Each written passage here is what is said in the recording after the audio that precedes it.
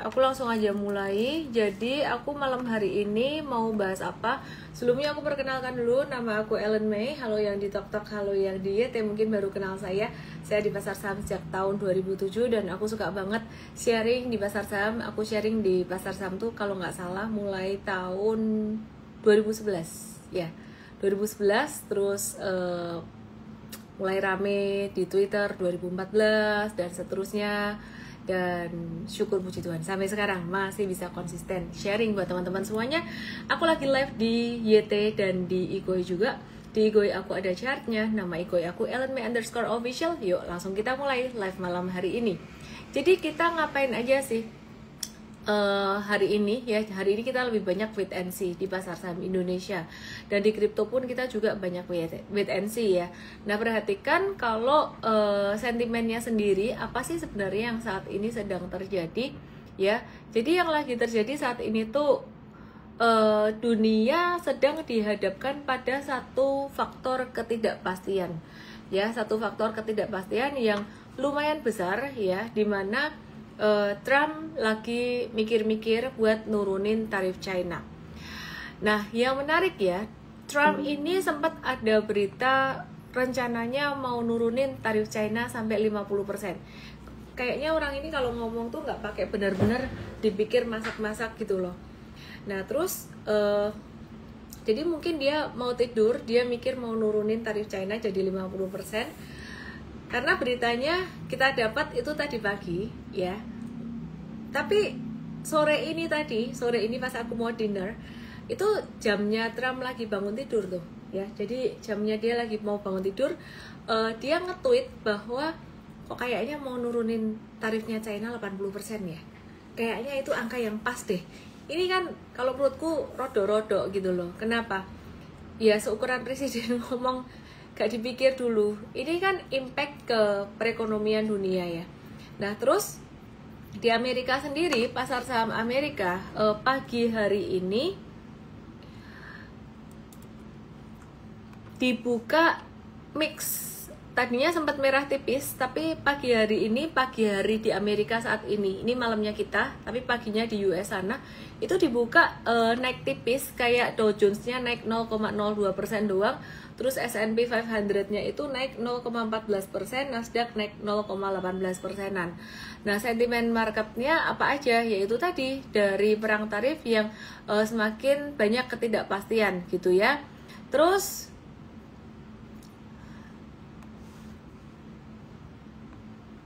impact-nya gimana di market ke depan? Harusnya kalau tarif China diturunin ini menjadi satu hal yang positif. Kenapa pasar saham belum merespon dengan positif, baik di Amerika maupun di Indonesia? Jadi kenapa responnya tuh kayak slow melo-melo atau santai-santai aja gitu, nggak yang naik ngegas tinggi. Jadi penyebabnya ada beberapa ya. Jadi selain pasar saham udah naik lumayan tinggi, baik di Indonesia, di Amerika, dan Bitcoin juga udah naik tinggi, sehingga banyak yang cenderung profit taking, itu yang pertama. Yang kedua, banyak yang pesimis juga, meskipun ada yang menganggap wah China bakalan menang nih. Tapi dengan cara berpikir Trump yang sangat labil seperti itu, banyak yang berpikir nanti negosiasi di Swiss itu belum tentu hasilnya bagus. Sebenarnya teman-teman gak usah dipusingin kayak gini. Ini belajarnya pakai, kita lihat chart aja, pakai strategi super trader besok. Sebenarnya last week ada basic super trader ya. This week ini kita bahas metode yang sama dengan mungkin angle yang sedikit berbeda. Di M-Trade Start 2, Trade Anything Made Easy, Sabtu 10 Mei, besok jam 10 pagi, DM aku M-Trade Start 2. Jadi kalian yang masih pemula bisa belajar caranya. Beda dengan live, kalau live aku bahas day to day itu sentimennya itu bagaimana, ngebaca kondisi makro ini gimana. Tapi kalau M-Trade Start ini webinar untuk pemula 2 jam dan 1,5 atau 2 jaman, dan ini gak peduli sih sebenarnya mau marketnya jungkir balik kayak gimana, sentimennya tetap kalian bisa trade, tetap bisa anticipate gitu ya, jadi nggak pusing. Oke, aku mau bahas tentang IHSG dulu sebelum aku akan bahas lagi tentang bagaimana Amerika, China, dan Indonesia secara makronya itu gimana, impactnya tuh gimana. Aku akan bahas dari IHSG dulu. Jadi hari ini market itu transaksinya agak-agak sepi lagi setelah beberapa waktu terakhir lumayan rame dan asing mulai balik ke Indonesia lagi. Hari ini agak-agak sepi. Kenapa? Karena ya semua pada wait and see ya. Market value hari ini sekitaran 9 triliun rupiah saja, di mana pasar reguler itu sekitar 8,4 triliun rupiah aja gitu ya. Dan transaksinya didominasi oleh Bank Mandiri, Antam, dan BRI. Asing masih net sell 498,78 miliar, yang banyak dijual saham Bank Mandiri, PNLF, ASI, GoTo, dan BBNI. Kalau kita melihat chartnya IHSG, ini sebenarnya koreksi yang sangat wajar sekali, perlu ada sedikit retracement dan ketahan di MA 100-nya. Nah, kalau kita melihat sentimen dari Amerika, dari Donald Trump sendiri yang mengatakan bahwa terjadi kesepakatan dagang yang bagus dengan Inggris atau dengan UK gitu ya. Trump bilang ini awal yang bagus buat pasar saham. Aku kok agak-agak skeptis sama manusia satu itu gitu loh. Aku lebih percaya pada WB Warren Buffett. Kalau udah pakai cashnya banyak itu ya berarti he's ready for the bull market gitu ya. Dia masih punya banyak cash untuk menanti gejolak lagi di market gitu, kira-kira kayak gitu ya. Jadi either way sebenarnya mau naik mau turun, antisipasinya satu, baca pakai strategi super trader, pelajari besok jam 10 pagi, DM aku mTradeStart 2, nanti kamu dikasih linknya. Lanjut ngebahas IHSG dulu, kita bahas untuk saham-saham big banksnya hari ini tuh gak kemana-mana, sideways aja. Dan kemarin kita udah infoin traders profit taking ya. BCA itu kemarin kena resistance gedenya, downtrend line gede yang warnanya ungu. Terus kemudian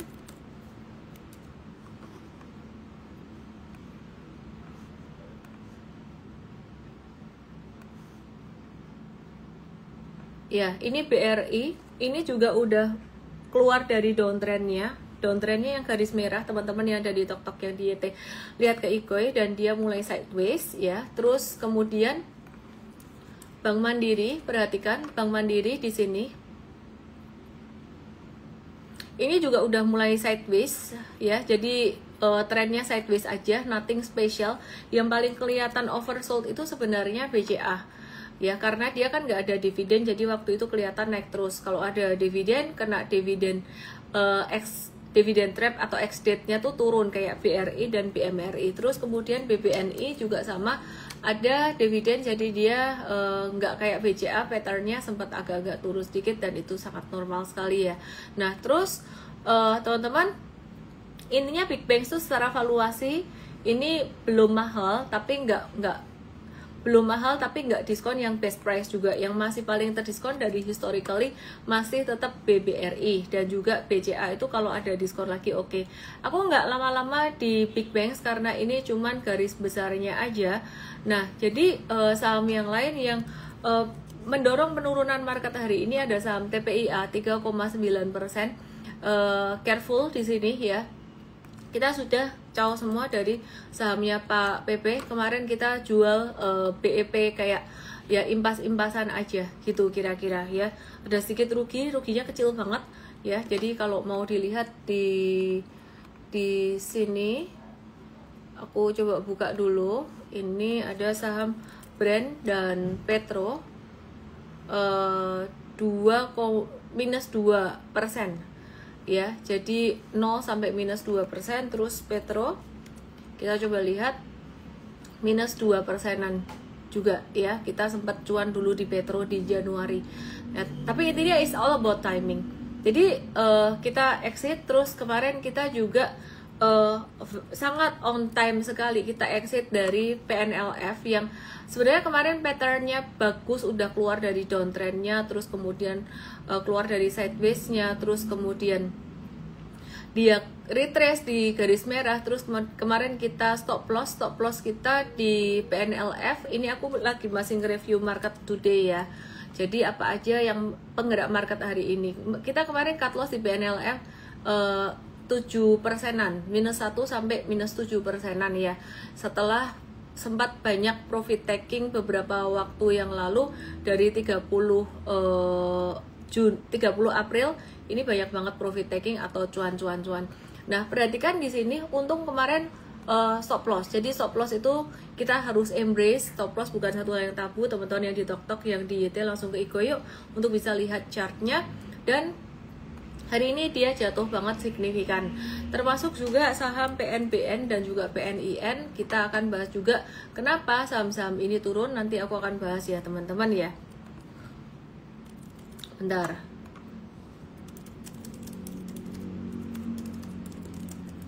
Oke, jadi perhatikan di sini yang di TokTok, yang di YT langsung ke Igo aku @ellenmei_official. Nah, kalian bisa lihat chartnya ya. Ini aku share beberapa saham di sini. PNBN juga jatuh sangat signifikan. Terus kemudian PNIN juga jatuh sangat signifikan sekali. Sebenarnya apa sih yang bikin grup Panin kompak turun hari ini? Jatuh semua tuh penyebabnya apa? Ya, penyebabnya grup Panin turun jatuh signifikan ini ada rumor sebenarnya. Rencana PNLF untuk spin off atau melepas bisnis syariahnya, lini bisnis syariah. Jadi kalau spin off itu seringkali dinilai agak nggak bagus gitu loh. Agak nggak bagus untuk perusahaan terkait. Contoh perusahaan yang pernah melakukan spin off atau melepas bisnisnya misalnya ADRO. Ada ADRO itu jadi anaknya dilepas jadi AADI, itu sebenarnya menyumbang bisnis lumayan besar. Terus kemudian Unilever juga melepas bisnis es krimnya. Jadi PNLF melepas bisnis syariah ini baru rumor gitu loh. Dan ini memunculkan satu spekulasi baru di market terkait ketidakjelasan status rumor akuisisi grup Panin. Dari dulu tuh sebenarnya udah ada ya rumor-rumor ya kayak gini ya. Cuman kalau kita perhatiin secara chart ada naik ada turunnya, dan sebenarnya kalau di M-Trade kita nggak peduli sih rumor-rumor kayak gini. Selama dia tandanya nggak bagus kita exit, tandanya bagus kita masuk. Tiba-tiba pembalikan arah nggak bagus ya kita exit gitu ya. Yang ada di TokTok, yang di YT boleh ke Igo untuk bisa lihat chartnya. Sebentar lagi long weekend. Oke teman-teman, aku mau share untuk sekarang aku mau cerita tentang Amerika, China, dan Indonesia. Ada yang menarik dari Amerika, China, dan Indonesia ya. Jadi aku mau update dulu soal perang dagang. Donald Trump ini berencana menurunkan tarif impor China yang awalnya 145% jadi sekitar 80%. Yang tadinya sempat mau diturunin jadi 50-54% aja. Turun 90%, jadi dari 145 jadi 50 atau 54. Ternyata ketika Trump bangun tidur gak jadi. Dia nge-tweet, dia bilang gak jadi deh, kok kayak angka 80 lebih pas ya. Kayak gitu. Nah terus intinya ini menjadi kayak satu tanda-tanda kayak bocoran dari Trump sebelum pertemuan pejabat Amerika dan China di Swiss. Nggak langsung presidennya sih sebenarnya. Nah, Amerika dan Inggris ini baru aja menyepakati kesepakatan perdagangan yang menawarkan beberapa keuntungan buat keduanya. Di antaranya Amerika mendapatkan akses pasar baru senilai 5 miliar buat produk etanol, daging sapi, dan barang pertanian lainnya. Itu yang ya anyway, etanol itu ekspornya Amerika yang lumayan gede ya gitu. Jadi kalau misalkan mereka nggak bisa ekspor itu ke China, berkurang, dan juga daging sapi dan lain-lain tuh ngefek banget buat perekonomian Amerika gitu. Nah, tarif Amerika untuk barang Inggris akan tetap 10%, sementara tarif sektor mobil diturunin dari 25% jadi 10%. Terus, kenapa kesepakatan Amerika-Inggris ini penting? Sebenarnya setelah bikin deal dengan Inggris, Trump ini bikin pernyataan dengan penuh percaya diri nyuruh orang-orang untuk beli saham. Karena menurutnya Inggris itu akan melesat naik setelah adanya kesepakatan ini. Terus kesepakatan Trump dan Inggris ini ya tujuannya sebenarnya meningkatkan perdagangan itu tadi yang katanya impactnya bagus buat pasar saham, tapi aku nggak mau pakai gituan analisisnya. Nah,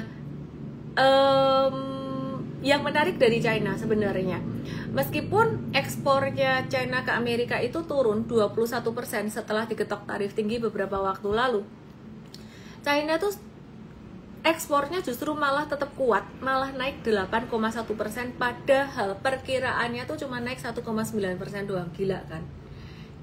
Padahal tarifnya udah dinaikin. Itu caranya kayak gimana? Kok bisa gila kayak gitu malah ekspornya naik, itu gimana? Nah, China kalau kalian ingat video Victor Gao dari China yang aku sempat share di Igoi aku, dia tuh bilang dengan sangat confident, dia bilang they don't care, China they just doesn't care about perang tarif ini, terserah Amerika mau ngapain aja tuh, istilah kata tuh terserah lu lah. Dunia atau bumi ini, dunia ini sudah cukup besar buat bangsa pasarnya China. Ya aku pikir cuma ngemeng-ngemeng ya, ternyata dibuktikan gimana? Meskipun kena tarif tinggi, China ekspornya naik dan ekspor ke Amerika turun 21%, tapi justru ekspornya ke Asia, Eropa, Amerika Latin, Afrika tuh naik. Asia Tenggara naik 21%, Uni Eropa naik 8,3%, Amerika Latin naik 17%, dan Afrika naik 25%, dan China tuh ada sempat pergi ke Rusia, ada ngobrol-ngobrol juga dengan Putin, kita nggak tahu ya nanti kedepannya gimana, tapi kok kayaknya saat ini China yang menang gitu. Nah, jadi data ekonomi Amerika yang justru trade balance-nya makin jelek di Amerika. Ya, tadinya kan untuk memperbaiki trade balance artinya ekspor lebih besar daripada impornya, tapi malah jadi makin jeblok, makin gak bagus. Kira-kira kayak gitu. Nah, China kok bisa kayak gitu? Kok bisa malah ekspornya China itu malah naik ke banyak negara lain selain Amerika? China ini pintar ya, mereka tuh gercep ngirim barang sebelum tarif tinggi itu berlaku. Terus pemerintahnya naikin stimulus ekonomi domestik tuh buat ngedukung sektor industri dan manufaktur terus. Jadi disupport terus. Nurunin suku bunga 7-day reverse repo dari 1,5 jadi 1,4. Di Eropa, di Inggris juga udah pada nurunin suku bunga, makanya Trump tuh sebel banget sama Jerome Powell yang gak mau nurunin suku bunganya Amerika. Istilah kata tuh nurunin suku bunga itu sebenarnya bisa ngebantu ngegas lah perekonomian, tapi Powell itu gak sepakat lah sama Trump ya dia punya idealisme, punya perhitungannya sendiri lah. Tapi kalau menurutku tuh Amerika tuh untung loh punya Powell loh, jadi gak yang asal gaspol aja, lebih pakai ada perhitungannya, kira-kira kayak gitu ya. Jadi kalau sampai Powell sembarangan nurunin suku bunga, ya nanti jadinya gimana? Jadinya jumlah uang beredar makin banyak, inflasi juga makin tinggi gitu ya. Nah, itulah dia, Trump itu sangat sebel sekali karena dia ngelihat banyak negara lain udah pada nurunin suku bunganya. Terus tiap FOMC meeting suku bunga gak turun tuh Trump sebel banget gitu. China juga nerbitin obligasi khusus nilai 3 triliun yuan. Subsidi pertukaran barang konsumen tuh senilai 300 miliar yuan gitu ya. Jadi selain itu walaupun ekspor keseluruhan naik, sebetulnya ekspor China ke Amerika itu justru turun 21%. Nah, yang naik itu ekspor ke Asia Tenggara 21% dan Uni Eropa 8%. Impor dari Amerika ke China juga turun hampir 14% karena China membalas dengan tarif serupa. Kira-kira ini tuh menandakan bahwa China itu berhasil mencari pasar yang di luar Amerika yang potensial buat nopang ekonominya mereka, tapi kayaknya kok sementara doang kalau menurutku, karena mereka kan genjar-genjaran cepet-cepetan ekspor ya sebelum perang tarif ini semakin berdampak negatif. Kita nggak tahu kedepannya tuh gimana. PMI manufaktur China itu naik dari 51,5 jadi 51,8, tertinggi sejak November kemarin. Dan selain itu keuntungan industrinya China naik 0,8%, intinya data perekonomian China malah bagus semua. GDP China masih tumbuh 1,2% secara kuartalan meskipun agak slow down dikit. Sedangkan data ekonomi Amerika nggak bagus. Nah, gimana dengan data ekonomi Indonesia? Data ekonomi Indonesia setelah kemarin cadangan devisa Indonesia dibilang anjlok karena beberapa hal ya. Salah satunya karena intervensi untuk memperkuat nilai mata uang rupiah kita juga. Nah, perhatikan di sini. Ini ada data Indonesia Consumer Confidence Index. Ini lebih bagus daripada bulan Maret kemarin yang sempat anjlok sekali. Jadi kesimpulannya di Indonesia sendiri meskipun ada perang tarif ini justru malah ada satu recovery ya. Jadi artinya konsumen Indonesia itu menunjukkan sedikit lebih optimis, mulai bangkit dari posisi terendah dalam 5 bulan terakhir kemarin. IKK di angka 121,7 itu di atas 100, artinya menunjukkan konsumen masih percaya diri, sedikit percaya diri untuk melihat kondisi ekonomi ke depan. Kalau di bawah 100 itu sangat pesimis sekali. Nah, jadi kalau IKK tinggi, dampaknya sektor retail, perbankan, dan properti itu akan terdampak positif. Nah, terus data ekonomi Amerika tuh yang menarik gini. Di posisi ini Amerika tuh justru malah agak ketar-ketir. GDP Amerika di kuartal 1 itu anjlok banget. Secara kuartalan dari 2,4 jadi minus 0,3. Jadi sekali lagi minus, Amerika resesi. Ya, jadi April, Mei, Juni itu kuartal kedua. Kalau kuartal kedua minus bakalan resesi. Kalau kuartal 2 GDP mereka masih minus, fix Amerika masuk jurang resesi seperti yang aku bilang tadi. Nah, nggak cuma itu, initial jobless claim per 26 April itu juga naik dari 223.000 jadi 241.000, lebih tinggi daripada perkiraan 224.000. Artinya penganggurannya ya makin banyak, kira-kira kayak gitu ya. Nah, jadi nggak heran Trump pengen nurunin tarif China, karena kalau tarif China turun, impactnya harga barang impor dari China itu turun, inflasi Amerika bisa ditekan. Walah, ini kan sebenarnya senjata makan tuan ya. Kemudian konsumen Amerika bisa lebih hemat, barang jadi lebih murah, terus kemudian sektor manufaktur Amerika bisa jadi lebih tenang, biaya bahan baku turun, dan daya beli masyarakat Amerika meningkat, ekonomi jadi lebih stabil. Nah, kemudian untuk sektor pulp and paper, setelah turun terus sejak awal tahun, ini harga kraft pulp ini udah mulai rebound dikit. Jadi ini yang menyebabkan saham INKP dan TKIM naik dikit ya. Sorry aku agak random abis ngomongin Amerika dan China. Intinya sih pemenangnya masih tetap China saat ini ya. Tapi nanti negosiasi belum tentu berjalan dengan segampang itu. Amerika ngalah, kayaknya Trump ada egonya juga. Aku mau bahas sekarang harga pulp and paper. Jadi harga pulp itu sempat agak turun signifikan, tapi udah mulai mantul naik lagi. Teman-teman yang di TikTok yang di YT, follow Ikoi aku dan lihat Ikoi aku @ellen_score official, ada chartnya di sini. Perhatikan ini dia mulai naik, ada pantulan sedikit di sini ya. Nah, ini jadi satu angin segar buat sektor pulp and paper, selain karena valuasinya juga sudah sangat murah sekali. Jadi apa yang ngedorong harga bubur kertas naik? Ini karena meredanya perang dagang juga Amerika dan China. Terus ditambah lagi China banyak ngasih stimulus, dan produk global pulp itu banyak diserap oleh China ya, buat produksi di China. Nah, jadi apa dampaknya buat INKP dan TKIM kalau harga pulp naik? Penjualan pulp bisa naik. INKP punya segmen penjualan pulp dengan porsi 34,3% dari laba bersih. Nah, ini negatif untuk produk kertas sebenarnya. Ini penyumbang terbesar pendapatan INKP dan TKIM ini berasal dari penjualan produk kertas. Nah, sedangkan kraft pulp ini merupakan salah satu bahan baku untuk membuat produk kertas. Nah, jadi kalau harga kraft pulpnya naik, ini bisa naikin biaya produksi perusahaan. Secara katalis sebenarnya agak negatif, ada negatifnya untuk INKP dan TKIM, tapi ada positifnya juga buat INKP yang punya segmen penjualan pulp. Nah, kita lihat di sini untuk INKP gimana kabarnya. Perhatikan di sini, ini untuk INKP dia udah mulai golden cross gitu ya. Lihat dua moving average-nya itu sudah mulai golden cross.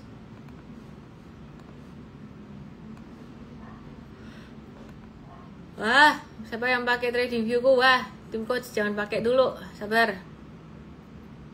Ya, jadi ini udah mulai breakout dari dua downtrend line gede pun udah di breakoutin, dan sekarang lagi retrace. Ini MA-nya juga udah mulai golden cross, jadi ini satu hal yang sangat bagus sekali. Disclaimer on teman-teman ya, sebagus apapun chart kita harus punya stop loss, tetap harus ada stop loss-nya. Ini TKIM juga menarik. Oke, untuk saham details, lebih detailsnya dibahas di morning briefing M-Trade besok hari Senin ya, setiap Senin sampai Jumat jam 8.15 pagi dan jam 12-an siang ada morning briefing dan day briefing di M-Trade lewat Zoom. Jadi kalau join M-Trade, teman-teman Bapak Ibu bisa dapat update tidak hanya dari trading ideas atau yang kayak gini nih. Trading ideas tuh ya sahamnya apa aja tuh, tadi aku sempat kasih lihat. Terus kemudian e-course ini menu utama sebenarnya yang harus dimakan duluan. Terus Anda bisa tanya jawab secara tertulis dan Anda bisa ngikutin morning briefing and day briefing, udah lengkap banget. Oke, ada berita bagus buat Indonesia. Foreign Direct Investment Confidence Index Emerging Market Indonesia itu mengalahkan Vietnam. Apa artinya Foreign Direct Investment Confidence Index? Artinya ini indeks kepercayaan investor asing untuk berinvestasi ke Indonesia, aliran duit asing masuk ke Indonesia. Indonesia ada di peringkat 12 setelah China. Siapa lagi kalau bukan China? Jadi China itu sebenarnya malah foreign investmentnya malah banyak masuk loh ke sana loh. 1 China, 2 UAE, United Arab Emirates ya. Kemudian Saudi Arabia, Brazil, India, Meksiko, South Africa, Poland, Argentina, Thailand, Malaysia nomor 11, Indonesia nomor 12. Loh, kok Indonesia kalah sama Thailand sama Malaysia? SDA-nya banyakan Indonesia ya, produsen nikel terbesar di dunia, tapi masih kalah dari Thailand yang peringkat 10 dan Malaysia peringkat 11 dalam hal kualitas tenaga kerja yang jadi faktor utama bagi investor. Cuman kita menang dibandingkan Filipina dan Vietnam, di mana Filipina dan Vietnam ini ada di nomor 16, Filipina, Vietnam di nomor 19. Wah, tepuk tangan dulu buat Indonesia. Oh, jadi elek-elek terus. Sesekali nih harus dipuji nih ya. Ya, jadi semangat. Aku sempat melihat apa sih ada apa sih bagian pemerintahan yang tugasnya menarik investasi masuk tuh, aku lupa namanya apa. Itu sempat kesel juga karena apa tuh waktu itu pabriknya BYD di Indonesia diganggu ormas. Padahal mereka narik investasi dari luar tuh susah gitu loh. Tapi kongret lebih bagus dari Filipina dan Vietnam. Vietnam tuh pesaing ketat Indonesia. Kenapa sih investor milih Indonesia? Gitu loh. Indonesia tuh nggak jelek-jelek amat Bapak Ibu ya. 32% investor memilih kualitas SDM Indonesia tuh sebagai faktor utama investasi. 28% karena sumber daya alam Indonesia. Kaya, nikel, tembaga, emas, logam lainnya menarik bagi investor. Terus investasi besar 11 miliar US dollar dari Shinji Group ya, ini investasi ke Indonesia dan populasi muda dan kelas menengahnya tuh gede. Tapi orang kaya Indonesia, konglo Indo banyak juga yang investasi ke China ya. Oke, terus saham Medco hari ini chartnya juga lumayan menarik. It's not a buy recommendation. Medco bilang mau buyback sekitar 400 miliar yang ditok-tok yang di YT ke Ikoi. Aku mau kasih lihat sedikit chartnya Medco. It's not a buy recommendation. Kita punya buy and sell recommendation ada di M-Trade. Kenapa? Supaya teman-teman juga lebih ngerti alasannya apa. Medco hari ini breakout dari downtrend line ya. Terus kemudian ERAA ini juga cakep. Ya, dia breakout dengan volume transaksi yang tinggi. Kemarin kita sudah profit taking, kita anticipate dan it's okay, nggak apa-apa. Nanti kita akan review buy lagi, kita nunggu lagi kalau dia sudah ada sideways-nya. Ya, jadi beberapa faktor yang mendorong optimismenya karena adanya perubahan manajemen, terus kesempatan bisnis iPhone, terus ada ekspansi, ada brand teh global dari China. Bacanya siapa? Jake atau tulisannya CHAGE, bacanya gimana tuh? Nanti aku tanya ChatGPT ya, bacanya gimana? Pas di Jongko aku lihat itu, nggak ngantri-ngantri sih, biasa aja sih ya. Tau gitu aku cobain ya. Oke, out of topic dikit, RALS mau ngasih dividen, yieldnya gede, siap-siap nih, harga sahamnya bakalan naik, tapi kalau kita trader gak ngejar dividen.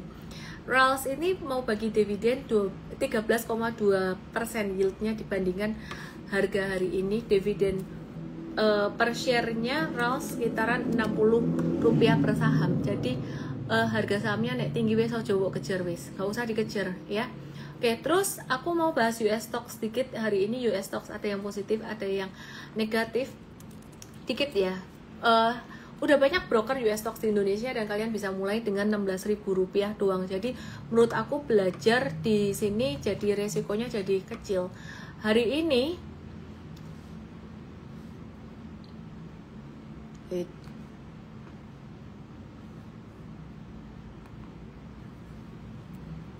Kita review beberapa saham US yang market cap-nya lumayan gede, sedikit aja ya.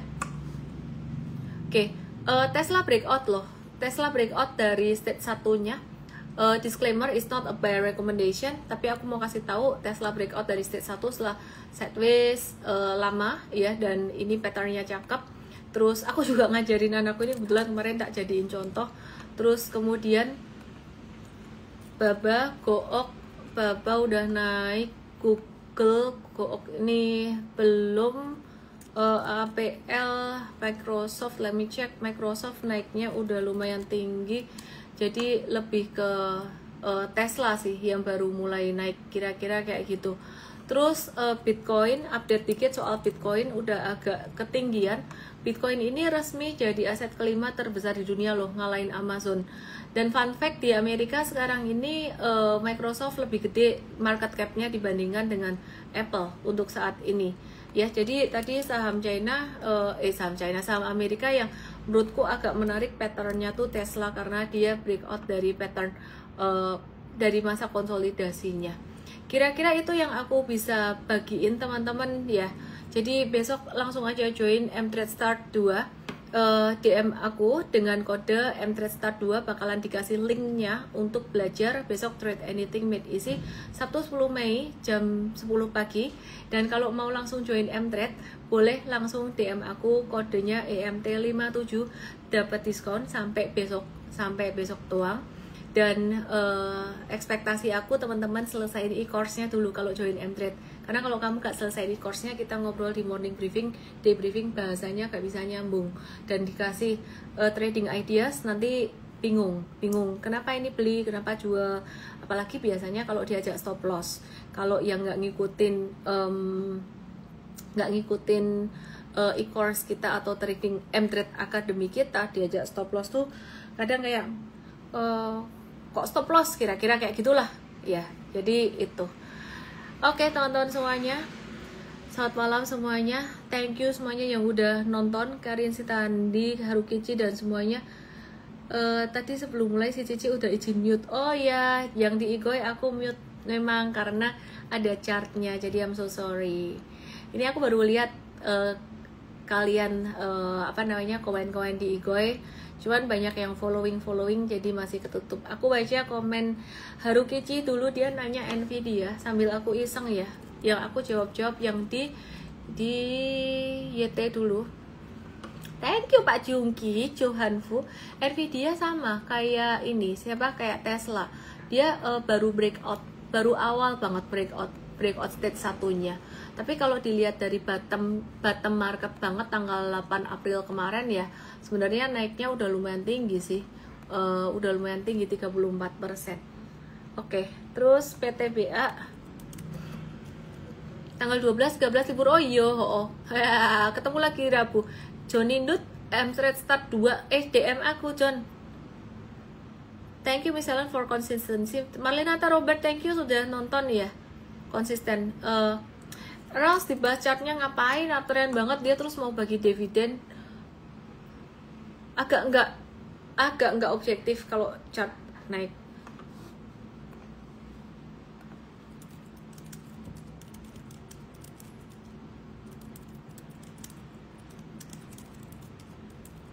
Oke, ya udah gitu aja deh.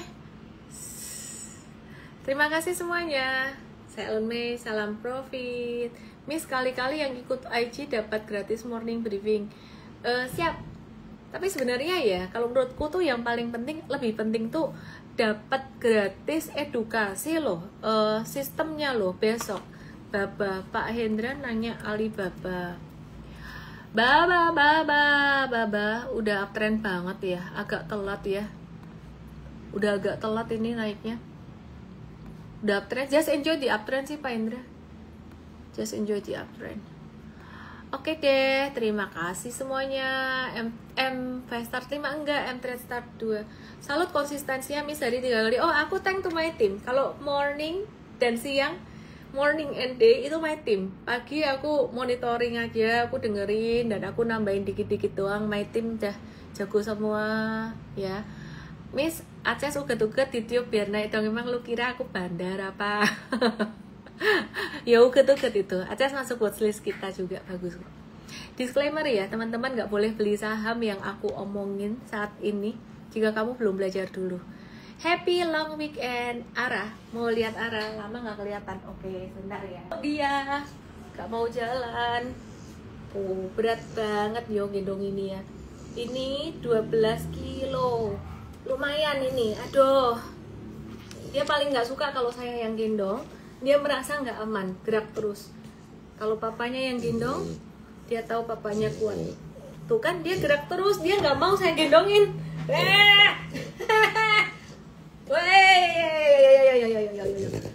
Oke. Good night. Ngereok dah.